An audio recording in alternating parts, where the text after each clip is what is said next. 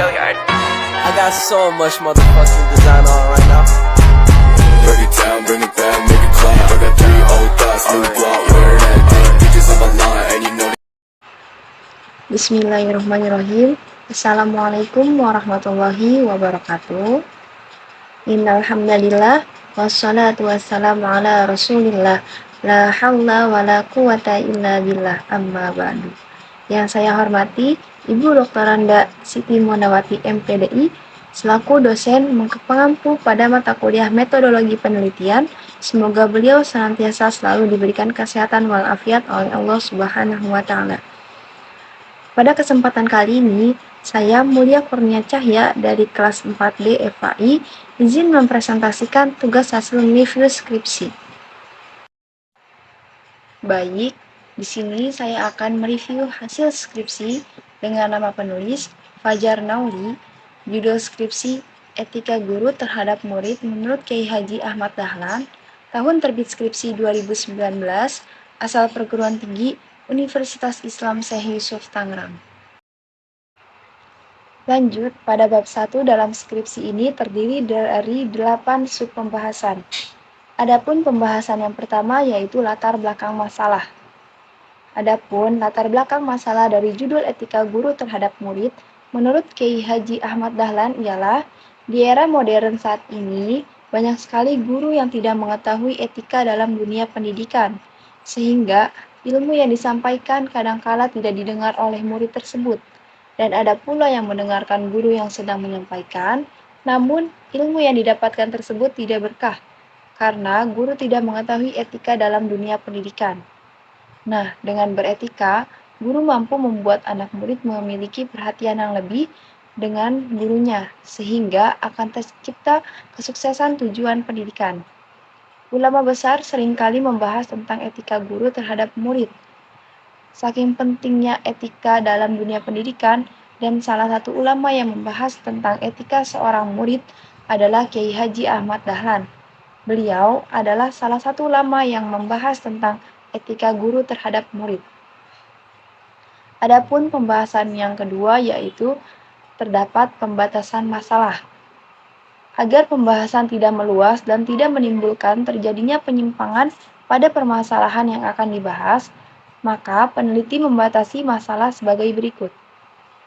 Yang pertama, etika murid terhadap guru yang diteliti yaitu etika murid menurut Kiai Haji Ahmad Dahlan.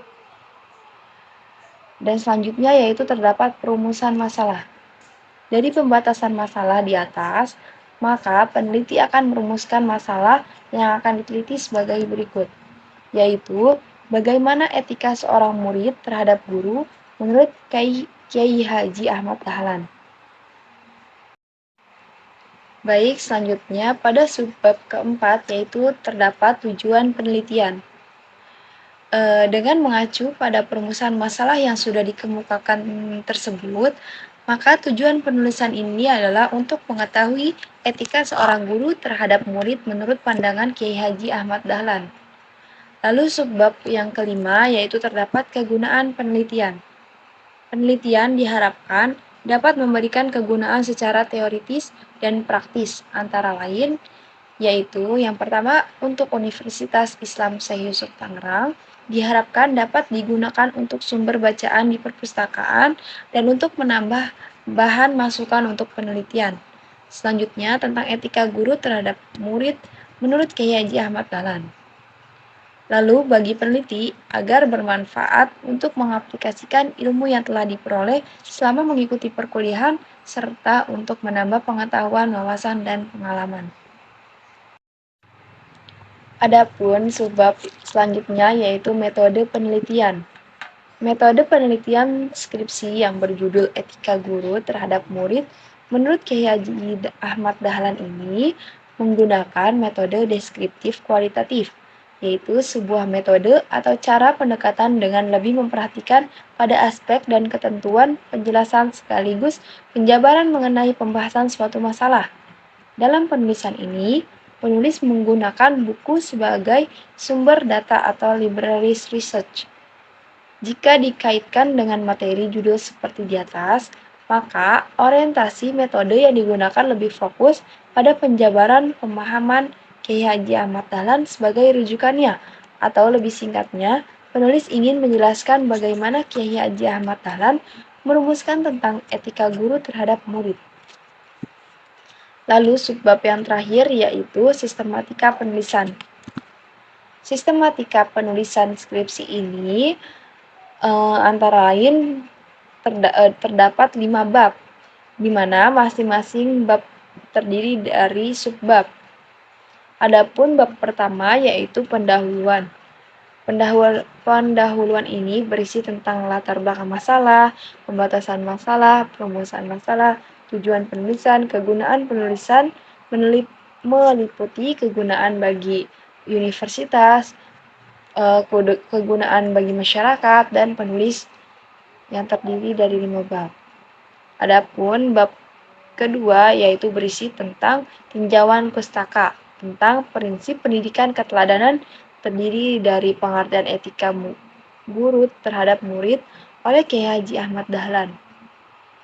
Lalu pada bab ketiga, tinjauan umum tentang Kiai Haji Ahmad Dahlan, mengenal lebih dalam tentang Kiai Haji Ahmad Dahlan. Bab keempat terdiri dari kajian tentang etika guru terhadap murid menurut Kiai Haji Ahmad Dahlan. Bab yang kelima, penutup, yang terdiri dari kesimpulan akhir dari skripsi ini. Sedangkan saran-saran berisi mengenai rekomendasi yang diberikan kepada para pembaca dalam memahami pembahasan mengenai etika guru terhadap murid menurut Kiai Haji Ahmad Dahlan. Selanjutnya yaitu bab 2. Nah, pada bab 2 ini menjelaskan kajian teoritis tentang etika guru terhadap murid menurut Kiai Haji Ahmad Dahlan. Nah, di dalam bab 2 ini terdapat 5 subpembahasan. Adapun subpembahasan yang pertama yaitu teori pendidikan. Di dalam teori pendidikan ini, penulis menjelaskan tentang pengertian pendidikan, sasaran pendidikan, fungsi pendidikan, komponen-komponen pendidikan, serta jenis pendidikan. Lalu pembahasan yang kedua yaitu terdapat teori pendidikan Islam. Di dalam teori pendidikan Islam ini menjelaskan tentang pengertian pendidikan Islam, tujuan pendidikan Islam. Lalu pembahasan yang ketiga yaitu teori etika. Di dalam teori etika ini penulis menjelaskan tentang pengertian etika. Lalu yang keempat terdapat teori murid. Penulis menjelaskan tentang pengertian murid. Yang kelima teori guru. Penulis menjelaskan tentang pengertian guru sebagai tenaga kerja, ciri-ciri guru yang baik, hubungan guru dengan peserta didik. Adapun teori yang pertama yaitu teori pendidikan. Menurut penulis, teori pendidikan ialah salah satu kebutuhan. Tanpa adanya pendidikan, seseorang tersebut akan tersesat jalannya, menjadikan ia tidak manusiawi dan tidak mematuhi seluruh peraturan-peraturan yang telah ada. Oleh karena itu, manusia dituntut untuk mendapatkan pendidikan. Pendidikan memiliki makna yang sangat luas. Di dalam penelitian ini, penulis telah memaparkan tentang makna dari pendidikan dan hakikat pendidikan dan seluruh yang berkaitan tentang pendidikan. Berikut ini adalah penjelasan, yaitu pengertian pendidikan. Pengertian pendidikan dalam materi tersebut dapat disimpulkan bahwa pendidikan bukan hanya proses transfer sebuah ilmu, namun lebih dalam lagi dengan mencontohkannya kepada anak-anak didik dan dipraktikkan oleh murid itu sendiri. Pendidikan pada dasarnya bermaksud untuk membantu peserta didik untuk memberdayakan potensi dalam dirinya atau menumbuh kembangkan potensi-potensi kemanusiaan. Oleh karena itu, maka sasaran dalam pendidikan adalah manusia. Jadi, pengertian pendidikan sering diartikan sebagai proses memanusiakan manusia. Dalam pelaksanaan pendidikan, dibutuhkan komponen-komponen pendidikan agar pendidikan itu berjalan dengan lancar. Dan pembahasan ini, penulis telah merumuskan terdapat 7 komponen. Adapun komponen yang pertama yaitu tujuan pengajaran guru peserta didik, materi pembelajaran, metode pembelajaran, media pengajaran, faktor administrasi dan finansial. Selanjutnya, pembahasan yang kedua yaitu teori pendidikan Islam. Formulasi hakikat pendidikan Islam tidak bisa dilepas begitu saja dari ajaran Islam yang tertuang dalam Al-Quran dan As-Sunnah, karena kedua sumber ini merupakan pedoman otentik dalam penggalian khazanah keilmuan apapun. Dengan berpijak pada kedua sumber ini, diharapkan akan diperoleh gambaran yang jelas tentang hakikat pendidikan Islam. Rumusan tujuan pendidikan yang bersifat universal dapat dirujuk pada hasil Kongres Sedunia tentang Pendidikan Islam sebagai berikut, yaitu bahwa pendidikan harus ditunjukkan untuk menciptakan keseimbangan pertumbuhan kepribadian manusia secara menyeluruh, dengan cara melatih jiwa, akal, pikiran, perasaan, dan fisik manusia. Dengan demikian, pendidikan harus mengupayakan tumbuhnya seluruh potensi manusia, baik yang bersifat spiritual, intelektual, daya hayal, fisik, ilmu pengetahuan, maupun bahasa, baik secara perorangan maupun kelompok, dan mendorong tumbuhnya seluruh aspek tersebut agar mencapai kebaikan dan kesempurnaan. Selanjutnya terdapat teori etika. Istilah etika yang telah dikutip oleh penulis, yaitu Ahmad Amin. Berikut ini pandangan Ahmad Amin mengartikan etika sebagai ilmu yang menjelaskan arti baik dan buruk, menerangkan apa yang sebenarnya dilakukan oleh manusia, menyatakan tujuan yang harus dituju oleh manusia di dalam perbuatan mereka, dan menunjukkan jalan untuk melaksanakan apa yang seharusnya dibuat. Selanjutnya yaitu terdapat teori murid. Secara etimologi, peserta didik adalah anak didik yang mendapat pengajaran ilmu. Secara terminologi, peserta didik adalah anak didik atau individu yang mengalami perubahan, perkembangan, sehingga masih memerlukan bimbingan dan arahan dalam membentuk kepribadian serta sebagai bagian dari struktural proses pendidikan. Dengan kata lain, peserta didik adalah seorang individu yang tengah mengalami fase perkembangan atau pertumbuhan baik dari segi fisik dan mental maupun pikiran. Sebagai individu yang tengah mengalami fase perkembangan, tentunya peserta didik tersebut masih banyak memerlukan bantuan, bimbingan, dan arahan untuk menuju kesempurnaan. Pembahasan yang terakhir yaitu teori guru. Pendidikan sekolah merupakan lanjutan dari pendidikan yang berlangsung di dalam rumah tangga, dan yang berperan dalam sekolah ialah guru. Peran guru adalah sebagai pendidik dan orang dewasa, maka tingkah laku dan perbuatannya akan berkesan di hati anak untuk mencontoh dan meniru guru tersebut. Anak menganggap bahwa segala perbuatan dan tingkah laku guru adalah baik, maka ia suka mencontoh perbuatan atau tingkah laku tersebut. Hubungan guru dengan anak didik dalam proses belajar mengajar merupakan faktor yang sangat menentukan. Bagaimanapun baiknya bahan pelajaran yang diberikan, bagaimanapun sempurnanya metode yang dipergunakan, namun jika hubungan guru dengan siswa yang tidak harmonis, maka dapat menciptakan sesuatu yang tidak diinginkan. Guru merupakan komponen yang sangat penting, karena gurulah yang menciptakan suasana belajar yang nyaman untuk peserta didik beraktivitas, yaitu belajar. Guru harus mengenal dirinya terlebih dahulu sebelum mengenal peserta didiknya. Artinya, guru harus tahu bahwa dirinya jujur, adil, penyayang, sopan, akan menilai peserta didik dengan adil, memperlakukan peserta didiknya sebagai manusia. Pendek kata, guru memiliki karakter yang baik melalui perkataan dan tindakan. Karakter seorang guru menjadi penting karena guru harus menjadi contoh teladan bagi peserta didiknya. Guru sebagai model bagi peserta didik. Bahkan sesungguhnya, guru itu merupakan sebuah tayangan film hidup yang tiap hari ditonton dan diperbincangkan oleh para peserta didiknya. Dengan demikian, guru menjadi sangat penting untuk mendidik peserta didik. Adapun ciri-ciri guru yang baik yaitu yang pertama, memahami dan menghormati anak didiknya. Yang kedua, menyesuaikan metode pengajaran dengan bahan pelajaran. Yang ketiga, menyesuaikan bahan pelajaran dengan kesanggupan individu. Selanjutnya yaitu bab 3. Nah, di dalam bab 3 ini berisi biografi Kiai Haji Ahmad Dahlan. Penulis menulis biografi Kiai Haji Ahmad Dahlan dalam 3 fase. Fase yang pertama, Kiai Haji Ahmad Dahlan dilahirkan, lalu Kiai Haji Ahmad Dahlan remaja, dan terakhir fase Kiai Haji Ahmad Dahlan dewasa. Kiai Haji Ahmad Dahlan lahir pada tahun 1868 dengan nama Muhammad Darwis di Kampung Kauman, yaitu Yogyakarta. Kiai Haji Ahmad Dahlan lahir dan tumbuh dalam latar sosial Kauman. Dia adalah putra dari Kiai Haji Abu Bakar bin Kiai Sulaiman, seorang khatib tetap di Masjid Agung. Ketika lahir, Abu Bakar memberi nama putranya yaitu Muhammad Darwis. Darwis merupakan anak keempat dari 7 orang bersaudara.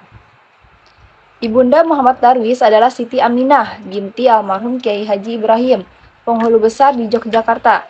Darwis mengawali pendidikan di bangkuan ayahnya, yaitu di rumahnya sendiri.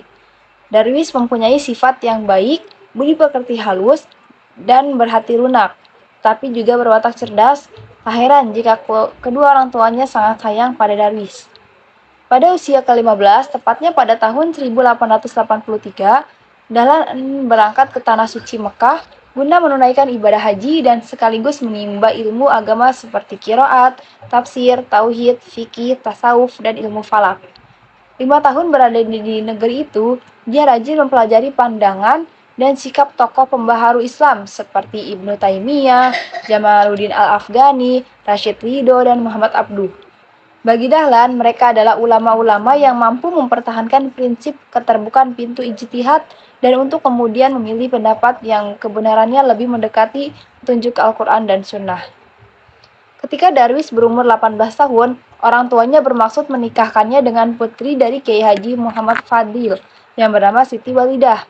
Setelah orang tua dari kedua belah pihak berunding, maka pernikahan dilangsungkan pada bulan Zulhijjah tahun 1889 dalam suasana yang tenang. Selain menikahi Siti Walidah, Kiai Haji Ahmad Dahlan pernah menikahi Nyai Abdullah, janda Haji Abdullah. Ia juga pernah menikahi Nyai Rum, adik Kiai Haji Munawir dari Krapyak. Darwis adalah pribadi yang tanggung jawab pada keluarga. Dia juga dikenal sebagai seorang wirausahawan yang cukup berhasil dalam bisnis batik. Sebagai orang yang aktif dalam kegiatan bermasyarakat dan mempunyai gagasan cemerlang, Darwis juga dengan mudah diterima dan dihormati di tengah kalangan masyarakat. Hasilnya, dia cepat mendapatkan tempat di organisasi Jamiatul Khair, Budi Utomo, Serikat Islam, dan Komite Pembela Kanjeng Nabi Muhammad SAW. Beberapa bulan setelah menikah, Darwis harus berangkat ke Mekah untuk berhaji karena desakan kedua orang tuanya. Darwis juga dapat menambah pengetahuan lebih luas dan mendalam karena Mekah adalah tempat lahirnya agama Islam dan memiliki riwayat perjuangan agama sejak Nabi Ibrahim hingga Nabi Muhammad SAW. Ulama-ulama Indonesia pun banyak yang bermukim di sana. Baik, dalam bab 4 penelitian kali ini, penulis menggunakan metode library research atau biasa disebut penelitian dengan menggunakan buku-buku sebagai sumber data.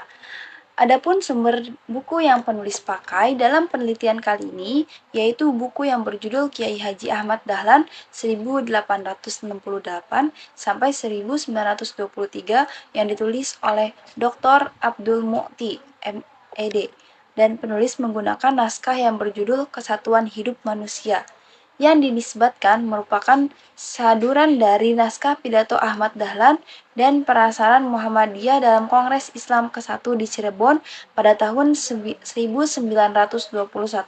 yang berjudul Peringatan bagi Sekalian Muslimin atau Muhammadiyin. Penulis akan menyajikan etika guru menurut Kiai Haji Ahmad Dahlan yang terkandung di dalam kedua sumber tersebut. Walaupun dalam sumber tersebut tidak dijelaskan secara gamblang, namun peneliti akan menggali lebih dalam lagi untuk ditemukan poin-poin etika guru dalam sumber tersebut. Adapun etika guru menurut Kiai Haji Ahmad Dahlan yaitu yang pertama, tidak memilah seorang murid. Artinya, salah satu etika yang harus dimiliki oleh guru karena jika guru masih memilih anak murid, akan mengakibatkan ketidakadilan dalam dunia pendidikan. Lalu etika yang kedua yaitu ikhlas dalam mendidik. Di dalam dunia pendidikan, ikhlas adalah sesuatu yang harus dimiliki oleh setiap pendidik agar terwujudnya tujuan pendidikan. Karena Dengan keikhlasan, setiap ilmu yang diberikan kepada anak didik mengandung keberkahan yang sangat dahsyat, sehingga tercapailah tujuan pendidikan. Lalu yang ketiga yaitu bertanggung jawab. Bertanggung jawab adalah sesuatu yang penting di dalam kehidupan. Dengan bertanggung jawab, seseorang akan disenangi oleh orang lain. Salah satu etika guru adalah bertanggung jawab. Tanpa bertanggung jawab, guru akan mengalami kegagalan dalam proses pendidikan. Dalam dunia pendidikan, guru harus memiliki sifat bertanggung jawab agar tercapailah tujuan dari pendidikan. Lalu yang keempat yaitu makna berkorban sangatlah luas. Yang dimaksudkan di sini adalah berkorban waktu, tenaga, pikiran, hanya semata-mata mencari ridho ilahi dengan cara mendidik anak murid dengan bersungguh-sungguh. Seseorang yang rela berkorban adalah seseorang yang sangat hebat, karena jarang ada orang yang mampu untuk berkorban. Sebagai umat Islam, kita dianjurkan untuk selalu berkorban untuk mendapatkan ridho ilahi, karena ini adalah salah satu perintah dari Allah Subhanahu wa Ta'ala dan salah satu sifat yang dimiliki oleh Rasulullah SAW adalah berkorban. Seseorang yang memiliki sifat rela berkorban akan dicintai oleh Allah Subhanahu wa Ta'ala. Karena ini adalah sifat yang dimiliki oleh Rasulullah dan hanya orang tertentu yang mampu melakukannya. Lalu etika yang kelima yaitu welas asih adalah sebuah rasa kasih sayang yang sangat mendalam. Seorang pendidik harus memiliki rasa kasih sayang kepada muridnya. Salah satu contoh rasa kasih sayang kepada murid yaitu selalu memperhatikan anak muridnya. Salah satu contoh perhatian guru kepada anak muridnya adalah dengan cara memahami karakter setiap anak didiknya, sehingga guru mampu mengetahui kebutuhan yang harus diberikan kepada anak didiknya. Etika yang keenam yaitu Imam Ghazali mengungkapkan bahwa guru tidak boleh menyembunyikan nasihat atau ajaran untuk diberikan kepada murid-muridnya. Setelah selesai menyampaikan ilmu-ilmu lahiriah, ia harus mengajarkan ilmu batiniah kepada murid-muridnya. Seorang guru harus mengatakan bahwa tujuan pendidikan adalah dekat kepada Allah, bukan kekuasaan atau kekayaan. Maksud dari pernyataan Al-Ghazali bahwa seorang guru tidak hanya menyampaikan materi pelajaran saja, tapi seorang guru dianjurkan menambah nasihat-nasihat agar anak didik lebih memiliki kedekatan kepada Allah Subhanahu wa Ta'ala. Lalu etika yang ketujuh yaitu mencegah anak didik terjerumus ke dalam akhlak tercela. Al-Ghazali mengungkapkan bahwa adab seorang guru adalah guru mencegah murid-muridnya dari memiliki watak serta perilaku jahat dengan penuh kehati-hatian atau melalui cara yang halus. Hal yang serupa juga dilakukan oleh Ahmad Dahlan ketika telah melihat keadaan umat Islam yang sudah meninggalkan ajaran Islam. Pernyataan tersebut ditulis oleh Abdul Emul Khan bahwa ketika Ahmad Dahlan melihat keadaan sebagian besar pemeluk Islam sudah terlalu jauh meninggalkan ajaran Islam dan membuat Islam mengalami kemunduran. Lalu etika yang ke-8 yaitu tidak memandang remeh ilmu lainnya. Seorang guru tidak boleh merendahkan ilmu lainnya di hadapan para muridnya. Ungkapan tersebut dinyatakan oleh Al-Ghazali. Selanjutnya beliau juga mengatakan bahwa seharusnya seorang guru dari satu disiplin ilmu tertentu harus turut mempersiapkan murid-muridnya untuk mampu mempelajari ilmu-ilmu lainnya. Abdurrahman Al-Nahlawi dalam bukunya juga mengatakan bahwa salah satu sifat yang harus dimiliki oleh seorang guru adalah membekali diri dengan ilmu pengetahuan dan terus-menerus membiasakan diri untuk mempelajari dan mengkajinya. Ia tidak boleh puas dengan ilmu pengetahuan yang dikuasainya. Cukup sekian pemaparan video hasil tugas mereview dari saya. Kurang lebihnya mohon maaf. Wassalamualaikum warahmatullahi wabarakatuh.